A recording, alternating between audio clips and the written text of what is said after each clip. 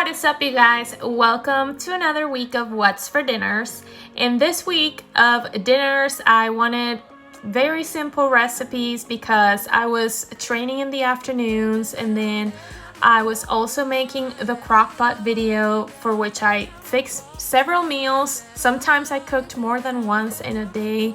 It's only me and my husband in my home, so I really don't need to do a lot of cooking on the regular.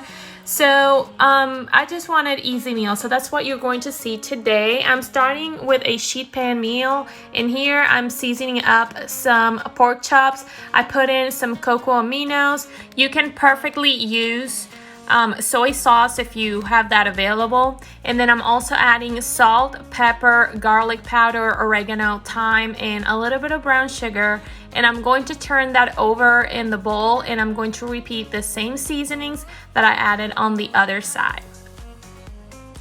And then in my sheet pan, I'm going to start by greasing it up with a little bit of olive oil and spray, and then I'm going to add my potatoes, for which I'm also going to season.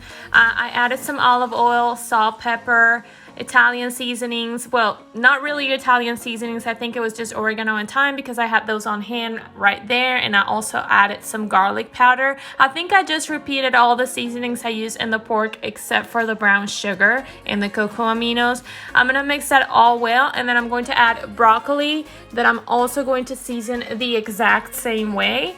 And after I have that done, I'm going to add my pork chops.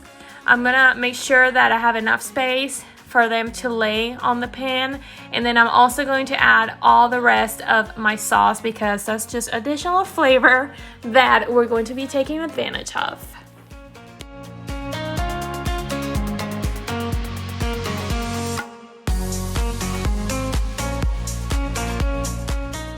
And into the oven, this goes for around 20 minutes at 350 degrees.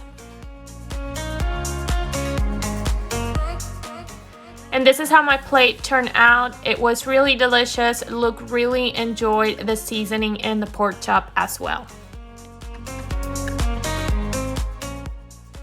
On this day, I decided to fix some King's Hawaiian sliders. This is a recipe by Shelby from Queen's Cabinet. I love all her recipes. She really rocks when it comes to cooking. Here are all my ingredients, and I do have to say that I had to switch a couple because I just had to work with whatever I had in my kitchen. But I strongly suggest you to try this recipe, and of course I'm going to link her video down below. As you can see here, I'm just slicing the Hawaiian rolls in half, and then I'm going to mix some melted butter with some garlic powder. I have some poppy seeds. I'm adding a lot of them because we really like poppy seeds. And then to that, I'm also going to add some mustard. She calls for Dijon mustard, but I don't have any, so just using yellow mustard. And then I'm also going to add a healthy splash of Worcestershire sauce. I'm going to go ahead and mix it all well, and I think my butter was not properly melted because I was kind of struggling. I did go ahead and melted this in the microwave a little bit more by the time I used it. So I have half of my buns here in a baking dish lined with aluminum foil, and I'm adding some mayonnaise, just a little bit, just so that the bread is not dry on the inside. But the truth is that we really don't like excess mayonnaise. You can add as much as you want.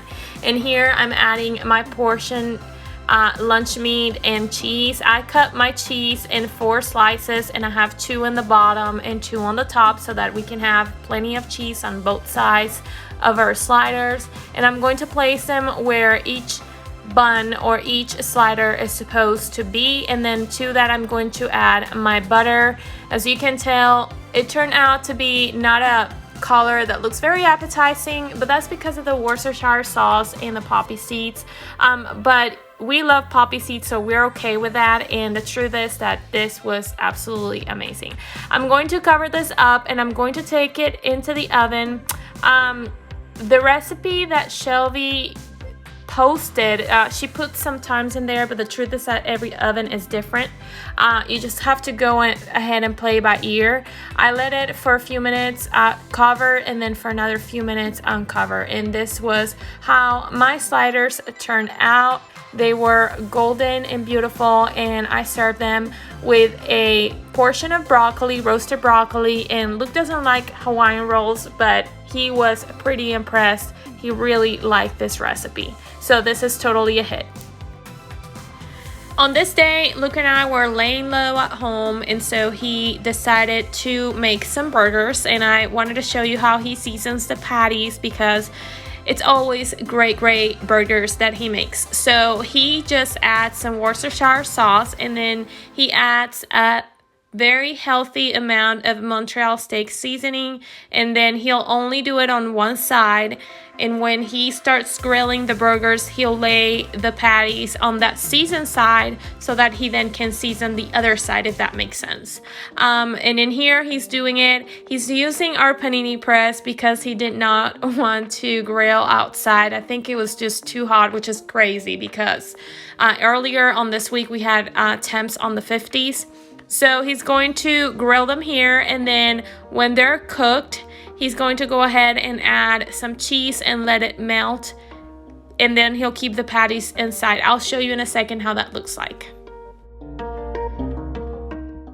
And this is how my plate looks like. I decided to go without a bun, which is very incredible of me, but I really was not craving bread, and so I just wrapped it in lettuce, and that's his burger. He also decided to go without a bun, and as you can tell, his patty is very rare because that's how he prefers it.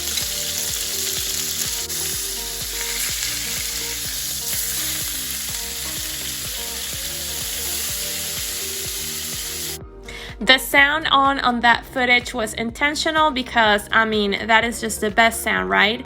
I was just searing up some New York strip steak, 1 minute per side on very high temps. And then I'm going to add to my oil some diced onions, salt and pepper, and I'm going to stir that very well. What I'm doing here is basically some sort of creamy steak or steak on a creamy sauce. I added some garlic, and then I'm also adding some Worcestershire sauce, and then I'm going to let that cook for a little bit, and then I'm also going to add some yellow mustard. It'll be nice if I could add Dijon mustard, but then again, I don't have any. Guys, I think it's time for me to go to the store and finally get some Dijon mustard, because for real. And then in here I added just a splash of white wine. This is completely optional. I just do it because I have it on hand, but if I didn't, I probably will just use some beef bouillon or vegetable bouillon or anything else that can add some sort of extra flavor to my sauce. And then after this, I don't know what happened to the rest of my footage, but I basically let it cook for a while and then added some cream and some thyme. This was not caught by my camera. I am so sorry, but this is how it ended up looking like. And then I, of course, put the steak back in there so that it could cook a little longer with my sauce.